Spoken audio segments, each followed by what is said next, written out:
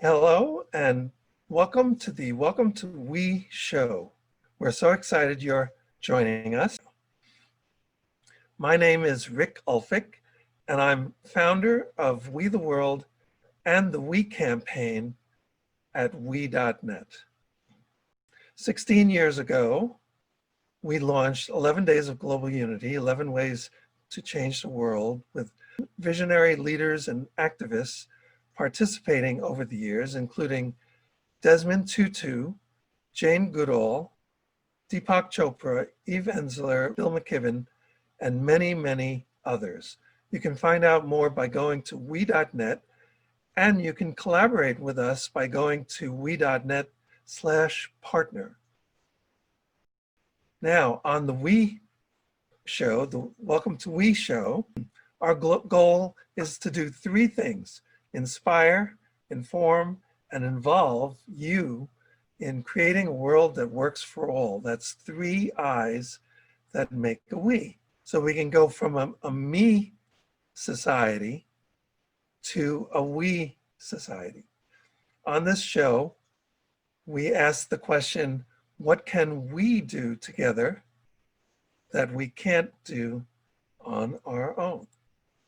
And today we'll be discussing climate conversation to action, crafting our stories, with Sue Blythe, my intrepid co-host.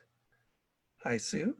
And today's featured guests, Kira Liu, Maria Vandenberg, and Adolfo Romero. Before we have that conversation, I want to take about 5 minutes to share a personal reflection about what's happening in the USA 2 weeks after the 2020 elections. And I'm saying this not as a representative of any particular organization. These are just my own thoughts. So I'm very concerned about the weakening and possible fracturing of freedom and democracy in the United States and elsewhere, because large numbers of people are putting their trust in sources of information that have a monetary, political, or other reason to falsify or cast doubt on actual facts. And I want to give you two examples that I'm concerned about. As I speak, in the US, there are more than 5,000 people a week that are dying from COVID-19. More than 11 million people have contracted the disease, and well over 100,000 new people are getting it every day, with a record 70,000 people in hospitals, many of which are close to their capacity. 125,000 lives could be saved going forward by mandating the wearing of face masks. My understanding is that all of these numbers are not in dispute with scientists and public health experts. However, there are politicians and others who are trying to discredit these numbers, and doing that could result in so many more lives being lost. Another thing I want to bring up is the presidential election. The expert professional consensus is that the Democratic candidate has won with at least 290 electoral votes and over 4 million more votes in the popular vote than the other candidate. And that there is absolutely no evidence of voter fraud or other irregularities that could influence this result. And yet, it has been estimated that as many as 50 million people believe that these election numbers are false and that Democrats are stealing the election. To me, this is staggering and dangerous. It represents a distortion and disruption of the public's perception of reality. And taken together, these two sets of numbers, and of course there are other numbers that are being discredited as well. And some of those have to do with the environment and climate change, but that's another whole thing. So I'm just talking about these two sets that I just mentioned. So like I said, it represents a distortion and disruption of the public's perception of reality.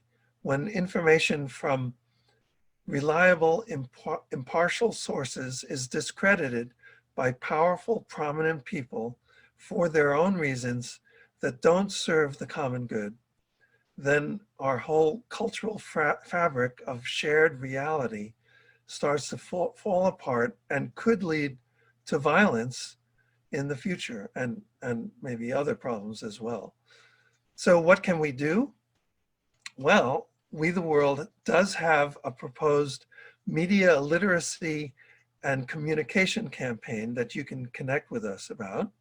Just go to we.net and you can connect with us. And in general, you can support media in the public interest that does not knowingly distort the truth for monetary gain, for popularity, for political or other reasons. This show, the Welcome to We Show, is an example of media in the public interest. So thank you for any support you can give to We the World for hosting this show and for, of course, all the other things that we do. To make a contribution, you can go to we.net/give. So now let's go to the main topic of the show. The climate conversation to action, crafting our stories, with my co-host, Sue Blythe. Sue Blythe is doing what she can to make a sustainable, just, and peaceful world for her 8 grandchildren and their great-grandchildren. She is the founder of the Climate Collaboratory, a pilot project of We the World and the University of Florida Extension. So welcome to the broadcast, Sue Blythe. And certainly you're welcome to comment on anything I said, and please give us an overview of the show as we go forward. Thank you, Okay. Sue. Well, thank you, Rick. And certainly the problems that you've stated with the science and data and different opinions about what all that means certainly applies also to this climate conversation, because it's clear the science is telling us that we need to take action. So what we're doing is kind of taking this as a story, I call it a collaborative storytelling adventure, where we are, each of us on the planet has a story about our own experience at this critical moment in Earth's history.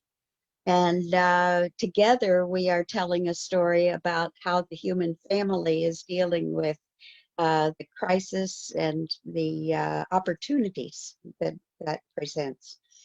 And so for 10 years, I've been writing this story for my grandchildren. And then about a year ago, a little more now, we started the started the Climate Collaboratory as something that we've been developing on this Welcome to We Show over the last year. So we've really met some wonderful people who are becoming characters in our story now. And we have 3 great new people to meet tonight, Kira, Maria, and Adolfo. And so what I'd like to do is, let's see, sorry, I lost my spot. Kira Liu is the Senior Community Engagement Coordinator at Climate Generation, and that's a Will Steger legacy. Her work focuses on supporting communities to engage in climate change conversations and solutions, and supporting people to develop and share their own personal climate stories. Welcome, Kira, and I wonder if you could tell us about how climate generation empowers individuals and whole communities to find solutions to the climate crisis. Absolutely, thanks, Sue. Just gonna start my slides here. So yeah, I'm excited to share a little bit more about Climate Generation's work. And we're based in Minnesota. That's where I'm joining you from, but we've done work both in the state of Minnesota and then around the country as well. And our mission at Climate Generation is to empower individuals and their communities to engage in solutions to climate change. I think one unique thing about us is that we do this in a variety of ways. So we work across a lot of different audiences. So we work with youth, mostly high schoolers, but from a range of ages to take action, whether that's in their classrooms, with their peers and their teachers, or in their own communities. We work with educators to provide curriculum for climate change so that we can teach climate change in the classroom, not just in the science classroom, but in civics or social studies or art, thinking about different ways we can incorporate that both in the classroom and then in non-formal education spaces as well. And then we work with communities to make sure that people can find their own personal connection to climate change and really be able to share that as a tool for action within their communities, and then also with influentials. So whether that's policymakers or business leaders, sort of the grass tops leaders in a community, it's important to sort of address climate change on all scales. And Climate Generation, we were founded by Will Steger, who is a polar explorer and a former classroom teacher. And Climate Generation really stemmed from Will Steger going around and telling his personal experience of witnessing climate change in our polar regions through his explorations, but has kind of grown from that as we've evolved to see that it's really not only people like Will who can share stories of climate change, but now really we're all eyewitnesses to climate change, and we can all share our own personal stories of impacts, of solutions, of action.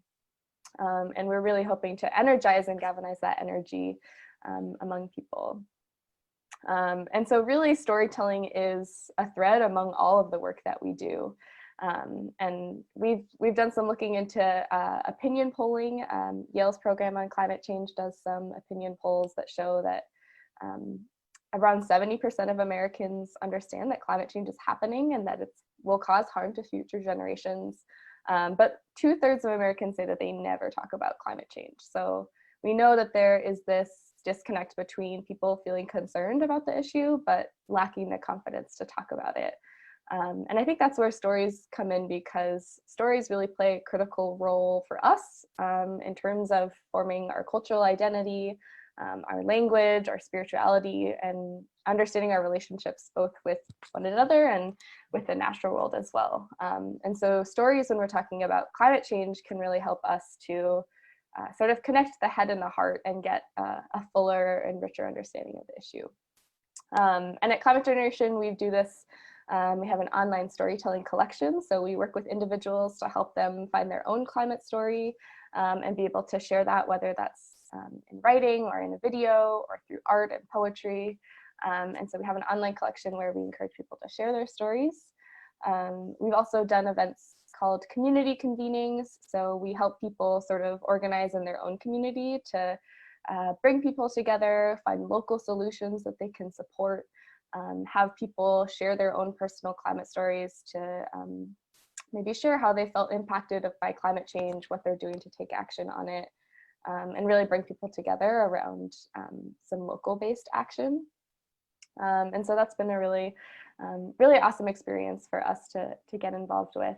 And then one project that I wanted to highlight today is we recently published a book called Eyewitness, and this was written by people around the state of Minnesota. So we put out a call for submissions, and it's a collection of personal stories, poetry, and artwork from people around the state on their experiences of climate change.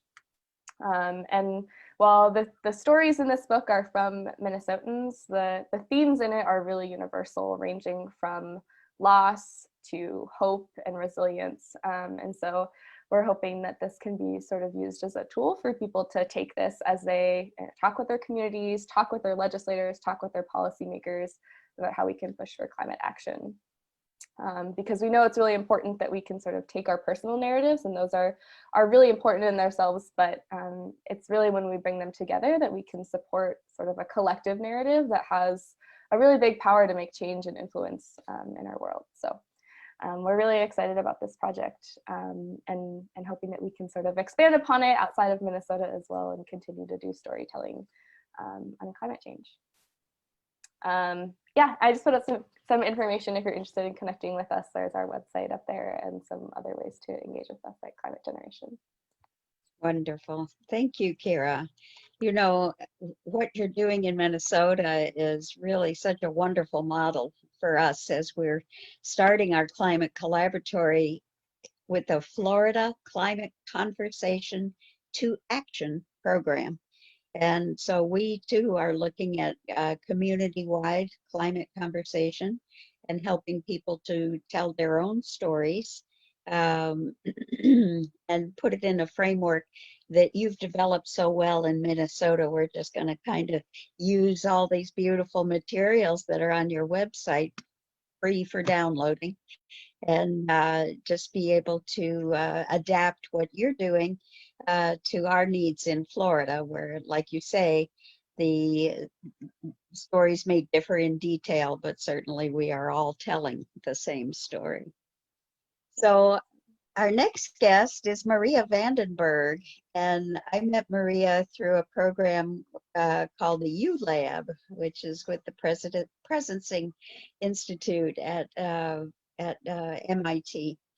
And this program has brought me into contact with so many wonderful people, and I've just been truly impressed with the way that Maria helps us to just come into an awareness of who we are with this world. And when she told me that her new business that she's created is called We Are Just Us, I thought, oh man, you're really helping people to tell the story of me to we consciousness. And so I'm just really happy you're here.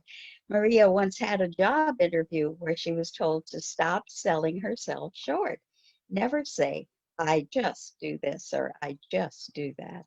So she's since created a space called We Are Just Us, where everyone feels comfortable, loved, supported, and allowed to truly show up just as we are, as our most authentic selves, expanding individual expressions of conscience and co-creating a space of further evolution and magic. So welcome, Maria. I'm really interested in this whole idea of the space of evolution and magic, because so often people think there's nothing I can do, but you believe something different. Yeah, thank you. Thank you for having me. I'll just pull this up. I don't have a presentation to go through, but I'll at least pull up my main screen and talk a little bit about what We Are Just Us is. I was just struck listening to both Kira, listening to everybody speak about the parallels between all of our work. It's showing up in different ways, but it kind of gives me goosebumps. So the whole focus for me is basically the slogan of the company. So it's the evolution of me to we, with the realization that we're all enough. I have only recently just created this space. So it's launched in November, formal launch next year. But the whole intention behind it is that we're all enough, just as we are, no matter how we are in the given moment, and that our voice matters and our stories matter and we matter. And so my hope is kind of twofold with this space, or with this space. It's to provide an area for people to show up and feel comfortable expressing exactly how they're feeling, whether that's happy, angry, sad, mad, frustrated, joyous, ecstatic. It doesn't matter. However you're feeling in the given moment is perfect, is absolutely perfect for you. So that's my number one intention, is to provide an area for people to show up just as they are and be able to feel free with expressing that and know that they'll be loved and supported regardless. And then my secondary hope with this space is, I'll explain a teeny bit more about what it is. So there's various ways to engage. It's an online platform. Right now we have various rooms. So we have the art room where we're going to be meeting fairly frequently to do creative projects. And we have the writer's room, which is hosted by me. And then starting next year, we're going to have group journeys where we all go through these journeys together.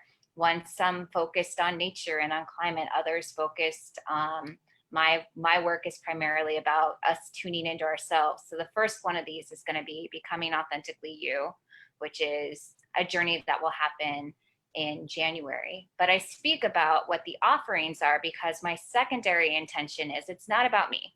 It's not about just what I have to share with you. It's about us. So my hope is that people will come into this space and experience what I previously experienced, which is I did self-development work, I tuned into myself, I learned to believe in myself in ways that I hadn't previously, and then in turn I uncovered my gifts and I wanted to show up and share them with the world. So first intention, provide a safe space for people to feel comfortable showing up, and then secondary intention is to provide that space for them to feel comfortable showing up and sharing their gifts with the world. So that's what the we is. It's the creation of whatever someone else might feel inspired to do or create within this newly unfolding space. So there's part of me, I'm very rational and pragmatic. That's what Sue has witnessed within this other group, that loves to have a plan and loves to have everything figured out. But this whole space is the exact opposite about that. It's about a co-creation with those that want to be a part of it, and an expression that will constantly evolve and change based off of who's showing up and the magic that exists within each and every single one of us. Beautiful. Well, thank you so much, Maria. And I really look forward to working with you in that writer's space because, like I say, we've all got stories to tell, and but I'm letting this larger story unfold bit by bit, and it's kind of a process of compiling all of what I'm learning and observing in this world. Well, one of the groups that is really quite famous, I guess, for collecting stories is called the Samuel Proctor Oral History Program. And I'd like to introduce Adolfo Romero, who is a graduate student there at the University of Florida in Latin American Studies. And Adolfo works as the coordinator of the Samuel Proctor Oral History Program. And he teaches an oral history internship seminar. And he's created new collaborations for oral history with other universities. Adolfo is an intern with the Farm Workers Association of Florida and volunteers with the Alachua County Tenants Association. We're really pleased to have you with us, Adolfo. So could you tell us a little bit about how this oral history program at the University of Florida helps to document all of these stories and how we can use that for our climate conversation? Of course, no problem. Thank you so much for having me today, Rick and Sue. It's a pleasure being here today. So before I begin, I'm going to share in my screen real quick. One quick second. I will talk a little bit about our work that we're currently doing and working on. But so SPA, as you might not know, or you might know by now, they have over 10,000 oral histories. And we're committed to using those histories to use them for historical inquiry, and produce some type of digital humanities production, and encourage, hopefully through that production, encourage some type of civic engagement and have a dialogue between the past, the present, and the future. The way in which Bob contributes to document this documentary is not just about having the recordings, which we have many recordings, but the thing that we've come up with an issue is like, what do we do with this 10,000 interviews? You know, while many people might have a lot of interviews already conducted, what do you produce with that information that you have? And so as Baba, we've decided we try to use some multimedia, different types of multimedia to engage the community. And that involves creating lesson plans for schools, which we're working with our communities at SPA within the community of Gainesville. We're working with teachers that are able to use our recordings to teach their students. We're able to use podcasts right now, which we just recently, actually, I've been working on it for the past couple months, and use some of the interviews that were conducted from 2013 from the Farm Workers Association. And we've created a podcast out of that. So every collection that we have, what we're trying to do now is integrate those stories and bring them to life. And in a way to bring them to life is kind of use innovative techniques or just modern techniques that people are using through different fields. And one of those, it could be, so like I said, create a podcast. We've created also documentaries, which we're also trying to shed some light to specific issues, such as recently, this past year, we worked on a movie from UF, specifically from UF. It's called IBC and La Casita, which kind of represents the origins of UF and some of the departments, such as the African American Studies Department and some of the within the Latinos Center for Latin American side of it. So what we try to do is produce histories that we could use, that somehow we're able to eventually end up using. And like I said, we end up using those interviews through media, podcasts, creating stories out in our newsletter or also in the journals. Currently, we're working on, I've been working for the past couple months since early March on the oral history pandemic and kind of capturing the oral histories of people. And it has been difficult because we had to reshape the way that we're conducting the interviews. Back in the day, you know, when things were non-COVID existent, we used to go person to person. You know, you create a bond with the person, you're able to visit them in person, and it's easier to kind of create those interviews. But now we had to kind of recreate the whole system.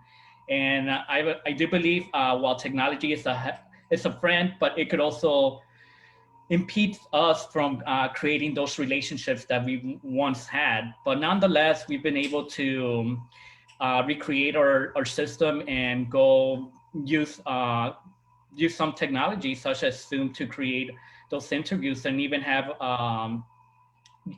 events such as like the one that we're having today, you know, through Facebook, being more aware of what's going on around us, communicating from far away. We've been having interviews from all over the world, not just the US, even within Latin America, and preserving those histories.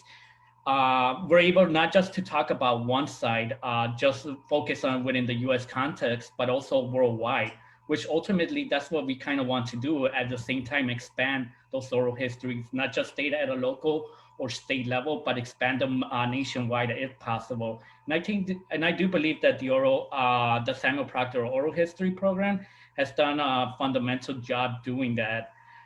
Currently, we're working with UCLA and Texas, University of Texas at Austin, through a project called Voces of a Pandemic.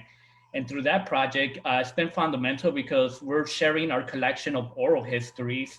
And it's not just our university, but all other universities throughout the US, such as Northern Illinois University. There's like 7 different partners that we have currently, and each one of us, we piled all those collections.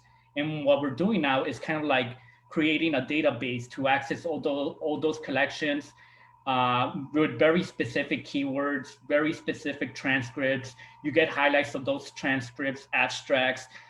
So it's more accessible. The idea here of creating the oral histories to make it accessible and digestible in a way that it's not just presenting an entire hour of an interview, but actual specific segments, breaking it down to the audience, showcasing the importance of a specific interview. And for us, I think that signifies the importance of how those interviews are being more than just becoming an interview, but giving them life in a different way. And hopefully what we tend to do at the end is to create, if researchers come and access that information, they could create some type of policy change, because now they have access to the interviews. They know exactly what are the issues going on within communities, and those stories have power, meaning not just at a level where it's a personal level, but more as a policy, political level, where hopefully somebody could create something out of them to help the communities. So just to talk a little bit, that's what I want to say about that. Um, Moving on to my presentation over here on the side, I do have some of our collections that the um, oral history program does have, the Samuel Proctor. I'm currently working within the Latinx diaspora in the Americas collection. And while we have various collections, multiple collections, these are just a couple of the collections within the Latinx diaspora. So what I'm trying to focus here is that we have projects from all throughout the Latin America. It's not just focused within the US context. And the importance, and that's what I try to gravitate towards, the importance of oral history and talking from different perspectives, not just one specific perspective. And you can find that through our oral history programs. And in this collection, within our collection of the Latinx diaspora, we have over 12 collections. We're still piling up as we go. We're working with the Gulf South and other groups to showcase some of those interviews. We talked to custodians. We've been talking to essential groups during the pandemic. So you could just imagine how many interviews we have right now. I think during the COVID-19, we have received over like 20, 30 different interviews, but right now we're working within the healthcare disparities minor that's at UF. And we're trying, they're starting a grant and they just received a grant to continue producing more oral histories about the pandemic and how that's affecting the community. And now through the Samuel Oral History, we will be able to use those interviews and also work with Texas at Austin and kind of create a bigger database. So we're all kind of like, it's not just a collaboration of just one or two institutions, but now the idea here is to pass those interviews all around the US, all around the world. The more voices that could hear us, the more people that we could touch. At the end of the day, that's what we're trying to do. And if we're able to collaborate more, that's a good thing for us at the Samuel Proctor. But I did wanted to touch a way that we could be reached is through our YouTube channel. We do have a YouTube channel. Every interview that we produce goes instantly into YouTube within like a day or two. We try to have it fast access right now. That's the good thing about technology right now. We could pass down the information real quick. But we also have the UFDC at UF, which through our library and the resources, you could find us. They could find our collections and could find our archives through the library. While not everything's posted currently at the library, much of the collection is still located at the Samuel Proctor Oral History Program. And what we're trying to do right now is digitalize all the dozens of interviews since the 60s, 70s, and 80s that we have still collected, and they're still sitting there, and translate all that information and bring it to life back online and have people access it all over the world. And I think I will conclude with that for now. Thank you so much. That's beautiful, Adolfo. I thank you so much for the work you're doing and for helping us to understand how that works. My hope is that as we get this climate conversation underway, that we can produce beautiful documentaries about it, not necessarily documentaries, but the interviews about the people who are experiencing climate change in different ways. As Kira was saying, everybody is experiencing it in some way, whether they're fully aware of it or not right now. The climate crisis is upon us.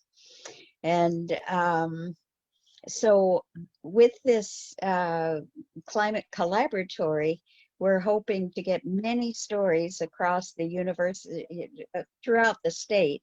And we're working with several different universities in the Florida system, as well as with other universities across the country. And so this program that we are initiating, and we are in the pilot phase, will hopefully be generating many interviews and personal stories. And so we look forward to working with the Samuel Proctor Oral History Project to find a way to really make the best use of all of these stories. we figured there's 7.8 billion stories to tell, right? And so I have one more community kind of climate conversation that we're interested in looking at. This one was not originally a climate conversation, but Rick, I wonder if you could tell us about this year-long community conversation that you did for the 11 campaigns for peace. And it sounds like it's a great model for what we're doing with the Climate Collaboratory. Sure. And this is something that can be done in anyone's community. Maybe I'll share my screen. Part of what we're putting together with We the World is called the We Change Agent Network. And so you can see here, this is like a suggestion for people who are setting up their own branches of We the World in their local communities, how that can work. And we've done that. We did that here in New York City, partnering with an organization called the Friends of the Institute for Noetic Sciences. So it's FIONS, FIONS. And what we did was we had monthly meetings. And as you can see on the screen here, here's some of the ways that that can be organized. And by the way, when we say We Change Agent Network, using the acronyms, that's We Can. So the idea is that each month we had a conversation, a community conversation on each of the 11 themes, which are unity, interdependence, environment, economic justice, health, children and youth, women, human rights, freedom, disarmament, and peace. So each month, basically, the way it's organized, you can see here, is that part one is kind of like a public salon with a featured speaker talking about the particular issue and maybe bringing up how it's relevant to the community, the particular community that you're in. And then part two is where you have organizing around a particular upcoming event, like a forum, a public forum, or broadcast, or something that is relevant to that particular issue. So you have the two parts of, learning, consciousness raising, and then taking action. And if you have an inspiring speaker or speakers, or even someone who's doing something from the arts like music or something that's relevant, then that's how we accomplish our 3 I's, inspire, inform, and involve. So this is something that we've done, like I said, here, and it's being done in other places now. We have a branch that's opening up in Botswana with our dear friend Angelina, and she is setting up these regular meetings, community meetings, to talk about each of these issues in these campaigns. So there you go. Thank you. Okay, and you might want to just explain about where those 11 campaigns come from, because there's a special time of year when we really focus on them. Right, exactly. So yes, the origin is 11 Days of Global Unity. So 11 Days of Global Unity is something that we started in 2004, which goes from September 11th through September 21st, which is the UN International Day of Peace. And when we launched it in 2004, we had over 125 simultaneous events. Jane Goodall and Deepak Chopra were honorary co-chairs, and Desmond Tutu created a video for the launch. And we had Marianne Williamson speaking live along with Jane Goodall in New York. And we started doing them each year at that time from September 11th through the 21st. And at a certain point, we created 11 themes to go with those 11 days. And those are the 11 themes that I mentioned earlier. And those 11 themes became 11 campaigns. And so we literally have hundreds of organizations that have signed up to collaborate on one or more of these campaigns. And we invite you to also collaborate with us on one or more of these campaigns, either as an individual or as an organization. Like I said before, you can go to we.net/partner and then sign up, and then we'll do cross promotion with your organization and do all of that stuff. And there's many amazing things that are happening around the world with regard to these 11 campaigns. And during this time in September, the 11 Days of Global Unity, that's where everybody kind of showcases what they're doing. And then during the year, that's when the on-the-ground work happens. And so there you go. Thank you so much. So I wanted to just give my own experience of these 11 days. I think I've been through 3 of them now in September. And each year we learn more and do a better job of tapping into this network of networks in the movement of movements for a world that works for all. And we just, in the 11 days of global unity this year, we teamed up with some partners that just made this whole thing a media blitz. And it was just really exciting. So it's interesting to me, Adolfo, to hear how you are using media through your program. And it'll be interesting to see what we can do together about all that.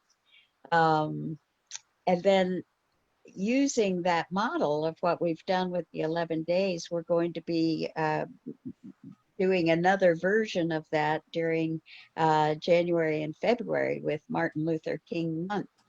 And so we'll again be highlighting some of the wonderful work that people are doing and inviting many of these storytellers to either come on live events or use recordings of things that they submit. And then we're doing the same thing again for April, when we will have an Earth Day Global Nature Fest. And we're going to be really highlighting a lot of activities, hopefully in schools and communities around Florida and the world. So it's pretty exciting, and I'm having a good time working with this network. So what I'd like to do is just show you 2 more storytelling styles that I've been aware of for a while, and we are going to try out with our Climate Conversation to Action program.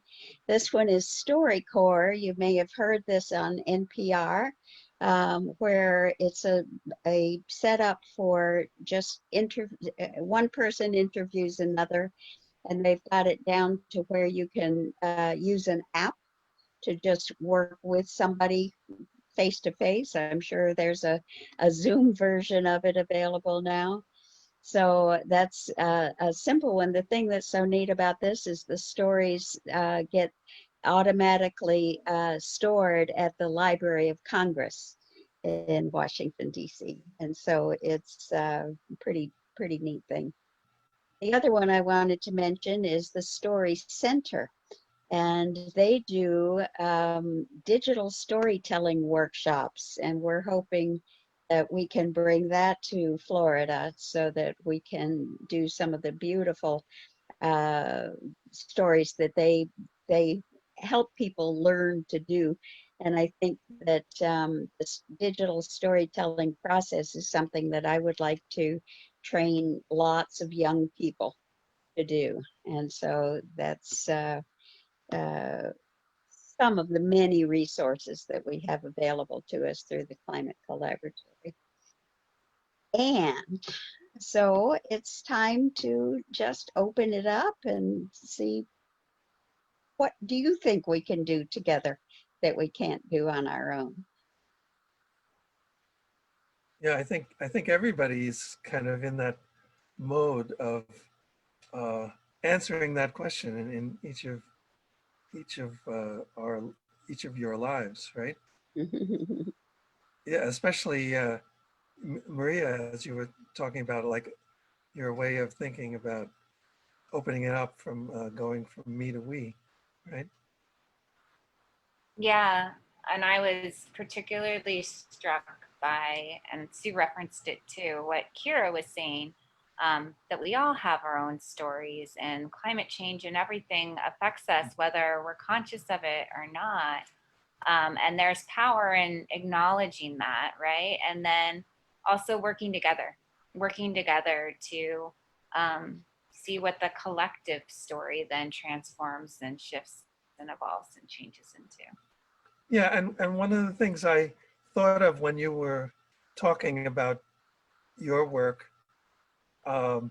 Maria, it occurs to me that a healthy society is made up of healthy individuals. So when people are able to just, you know, be themselves, like we are just us, it allows them to become healthy and just on a psychological level. So it seems like that's an important contribution.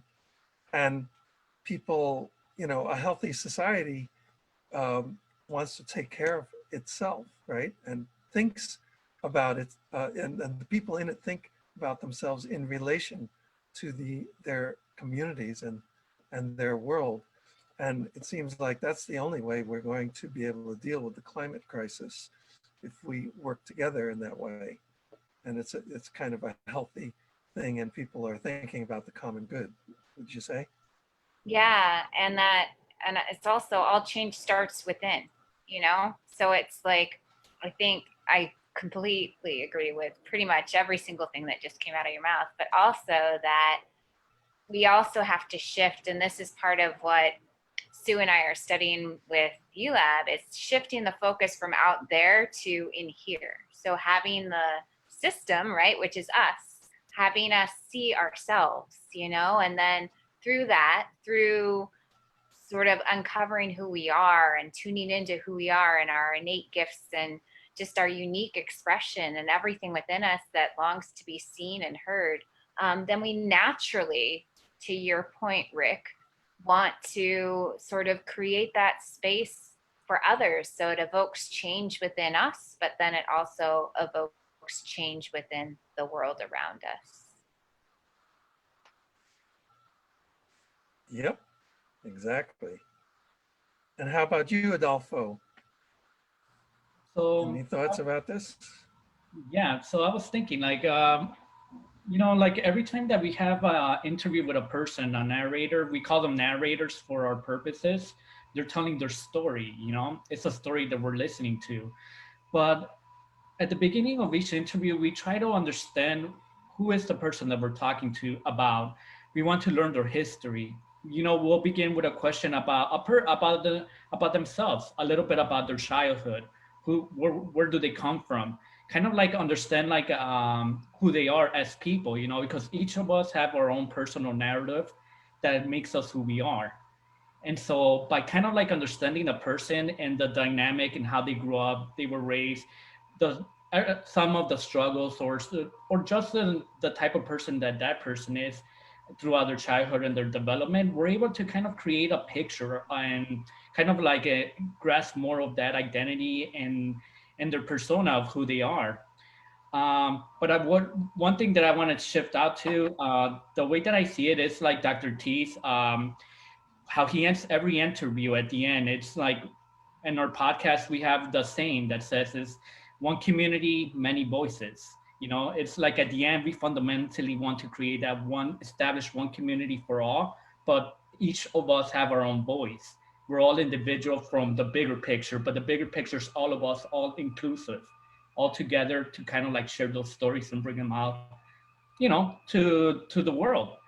And I think when I think about storytelling, it's like we should kind of like think about it as a dialogue of a community, as a project that we're all involved, and not just yes, it is individually like we're just talking. Maria was mentioning it is the individual voice that we want to understand and listen to, but I do believe it's like at the end, it's the project that we're trying to construct. An imagery of what we're trying to present to the world, and that's the project that each voice has within to tell that story, to showcase that project that we're talking about. So for me, that's what it means, storytelling, and how we could like kind of work together as a community to kind of create, to enhance those voices and bring them out into the world, amplify them into the world.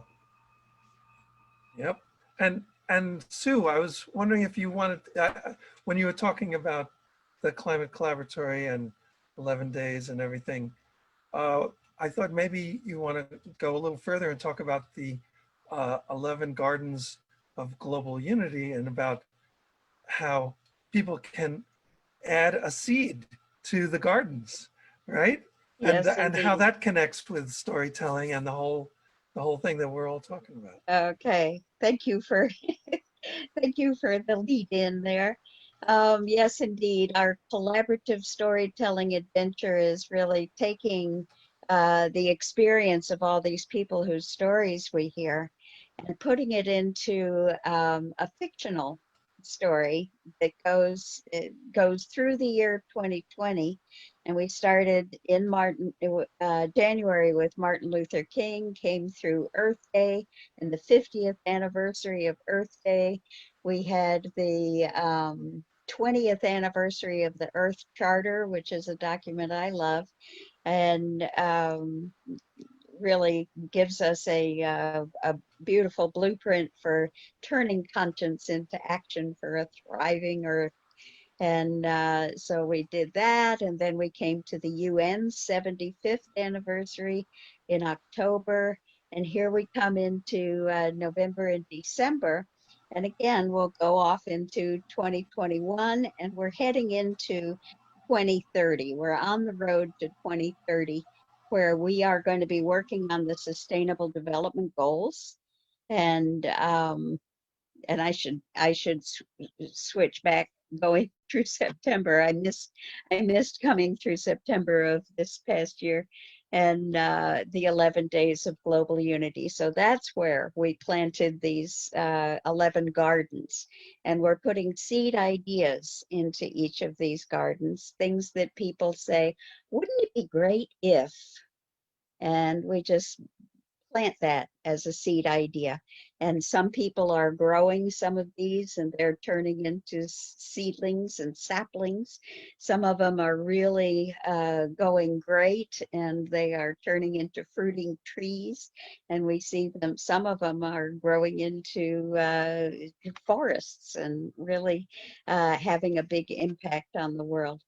So the idea is that anybody can plant a seed idea. We're getting our website ready to accept them and help with this process, as Maria's planning to launch in January. So are we with Martin Luther King. And we'll be having a way that everybody can plant seed ideas and grow them from vision to reality. So the idea is that people have a story, and just sharing their personal transformation in many cases is part of the story. How they get into action is the rest of the story. And that's what we're really promoting in this Climate Conversation to Action program. So we're working together on that, and we are needing many people who can plant seed ideas and share their own gifts and talents, their skills, expertise. We hope that we can engage many businesses and organizations that can offer their products and services. We're asking sponsors and donors to provide financial support for the Climate Collaboratory itself so that we can develop some of these ideas, and for the specific projects that people are growing in these gardens of global unity. So there's a way to participate in all of that. I guess there's a donate button that we have on the Facebook page here and on our websites. And so, Rick, what is the donate website? Right. Well, there are lots of ways to donate, but a very simple one is we.net/give, just GIVE. That's probably the easiest one. But then if you go to we.net, there are links there. Also, I think people can find out more about the Climate Collaboratory by going to, isn't it we.net/climate? I think that'll take Well, you. That'll get you there, I believe, but the Yeah. climatecollaboratory.org is the one. Okay, that seems like the best. That's So why don't we just go around and people can say how people can connect with everyone. How's that? As we wind up. Maria, you want to let people know how they can connect with you Sure. and your projects? I'm gonna just pull it up one more time so it's easier to just share. But it's we are hyphen just us. I'll share my screen really quickly. We are hyphen just us.com. So once you actually, it's free to join.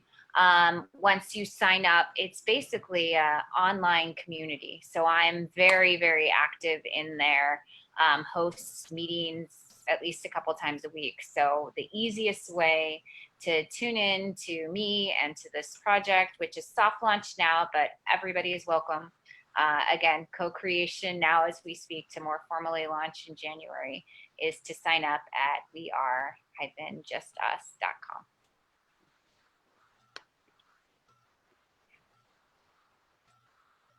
And how about Adolfo? All right, and for me, let me see if I could share real quick my screen over here. Okay, there we go. All right, so for us, well, to log in at least into our webpage, if anybody's interested, please visit us at oral.history.ufl.edu. And you could practically access all of our projects here, all of our collections that we have available online. But if you have any questions to talk to me or just overall, you could either reach us at SPOHP, that is SPOHP at AT, then uf@gmail.com. Or you could always reach out to me at Adolfo Romero at ufl.edu. I hope that helps. Great. And I will share my screen. Whoops, lost it here. Hold on one sec. And Kira had to leave, but I wanted to just share her website, which is Climate Generation. And that's at climategen.org, climategen.org. And it's a wonderful program for youth and the full community, youth, adults, and community. And hope that you can make use of some of those wonderful materials. And for the Climate Collaboratory, we have a workshop coming up in 2 weeks that we would like to invite all of you to. And the website is on a tiny URL. So it's tinyurl.com/we climate story. And if you want to register for that, we'll have a 90-minute workshop to actually craft those climate stories that we can use in the Climate Conversation to Action program. Okay, sounds good. And maybe I'll share my screen just so people can see the we.net website.